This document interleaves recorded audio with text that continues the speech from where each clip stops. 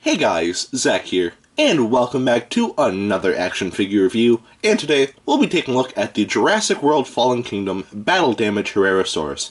Now, whether you like Mattel or you hate Mattel, if there's one thing I'll at least say that in terms of species, I think Mattel is delivering that pretty well. Because we've gotten a lot of species of dinosaurs that haven't appeared in any of the movies, and I just think that's really cool. Unfortunately, not all the time does it turn out to be a good thing, and this figure is definitely an example of that, so yeah. Anyway, with all that out of the way, let's quickly take a look at the paint before we talk about why this figure is not good. So the painting on this figure it's average. For a Mattel dinosaur from this line, it's pretty average. So anyway, most of the body is a greenish color, with some brown patterns on the back right here, and on the back of the head. We do have a bit of gray underneath the brown, which does look it looks good, but a little weird, but, you know, whatever. Anyway, the eyes are painted yellow with black pupils, and the teeth are painted a really white color. The tongue and the membranes are painted a glossy pink, which looks nice. The toenails are painted, but unfortunately the fingernails aren't, which is kind of a shame. But anyway, we do have that scan code, so if you want to scan this in, there you go. And the battle damage gimmick is painted a glossy red, which, again, looks nice.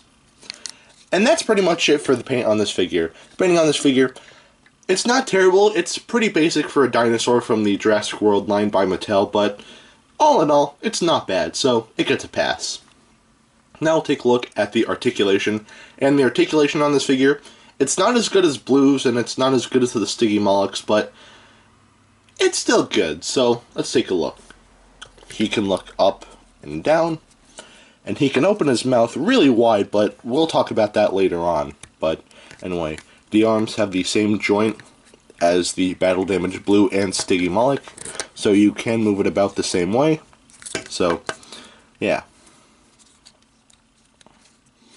The legs can move forwards and backwards that much on one side, and on the other side, they can move forwards and backwards about that much. We have a nice spread, and if we push the battle damage gimmick, I'm still kind of getting used to that, we can see that that does that as well. And that about does it for the articulation on this figure. It's not as good as Blue's, and it's not as good as the Stygimoloch's, but the articulation here still looks, it's still pretty good, so the articulation here gets a pass. Now take a look at the sculpt, and the sculpt is definitely why I think that this is not a good figure, in a collector standpoint, but I'll talk more about that later down the road, like near the end of the video. But anyway, this sculpt to me is just very off. Now, it's not trying to be scientifically accurate. This is actually based off of the Herrerasaurus from Jurassic Park the game, which I think is really cool that they're, kind of basing this off that, and I respect that, but unfortunately it's not really executed well here. Because for one, I think the hands are kind of weird looking, mainly because there are 4 fingers instead of 3. I don't know why this thing has 4 fingers. I don't know if that's in Jurassic Park the game or whatever, but yeah, that's just something that doesn't make sense to me at all. And also the arms, I feel like they might be a bit too long, but that could just be me. But I think the worst part about this sculpt would have to be the head. In the game, in Jurassic Park the game, the neck was longer, but the skull was a lot shorter.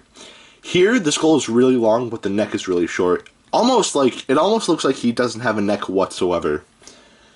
And it just looks really noticeable when you open up the mouth, and yeah. I'm sorry, but that does not look good at all. So, yeah. I'm not really a big fan of that. But everything else about the sculpt isn't terrible. They got the hunchback right here, which, again, is accurate to Jurassic Park the game. In terms of being scientifically accurate, it doesn't look, one-to-one at all. But, again, this isn't really, natural history park. It's Jurassic Park, so, yeah. Which, I'm not keen to that, but just, to me, the head sculpt and the arms are just kind of off. Also, again, I don't know if this is accurate to Jurassic Park the game or not, but there's no holics here, which is kind of not concerning, but confusing to me, because in case you don't know, hallux, it's like a smaller toe that hangs off of this part of the foot right here. But the thing that's just weird is that this figure doesn't have that. Velociraptor Blue had that, and the Stygimoloch had that, but this figure doesn't have that, which I don't know why, but yeah. Again, that's another thing I'm not really a big fan of.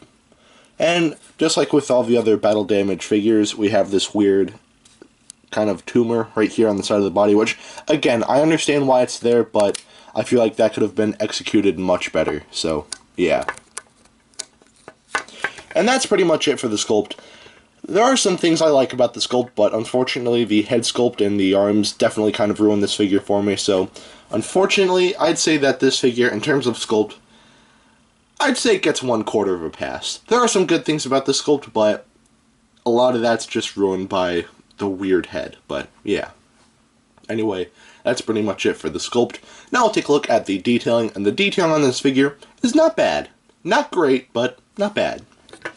So, the detailing on the head is actually pretty good. All the creases and all the scales look very nice. And we have some nice detailing on the neck right here. And I really like the fact that there are veins here, or just one vein. To me, that is actually a very nice touch. But anyway, going to the arm, we have very nice musculature in the arm right here. And the hands aren't detailed too terribly as well. Going to the side of the body, the detailing here, again, all the scales look okay. And the battle damage detailing is not bad either. Going to the legs, they are detailed fairly nicely as well. All the creasing and whatnot looks very nice. And the feet looks alright. Not great, just alright. And also underneath here is the Jurassic World logo, or Jurassic Park logo, whatever you want to call it. And going to the tail here, we have more creasing. And we have these really big scales, which I'm not really the biggest fan of.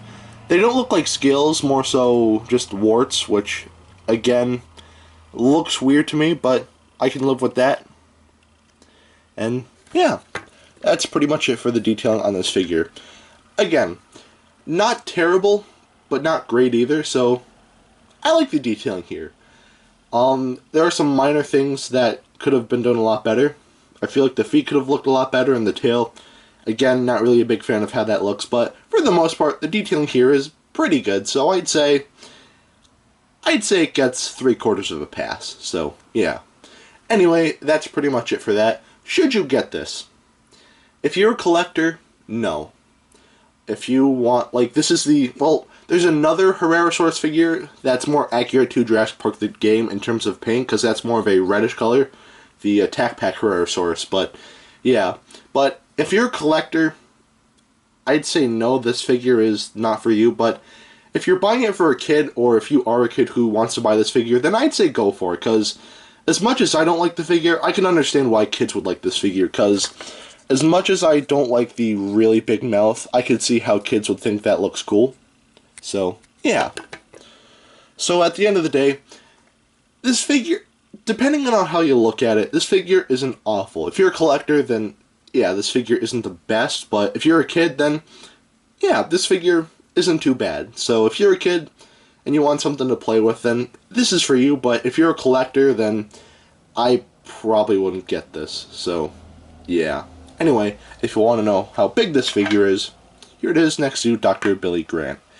And they scale pretty nicely together. In Jurassic Park the game, these guys are actually a bit bigger, but yeah, this still looks nice. So, yeah. Anyway, that is it for today. Have a great rest of your week, and I will see you in the next video. Peace, Zach out.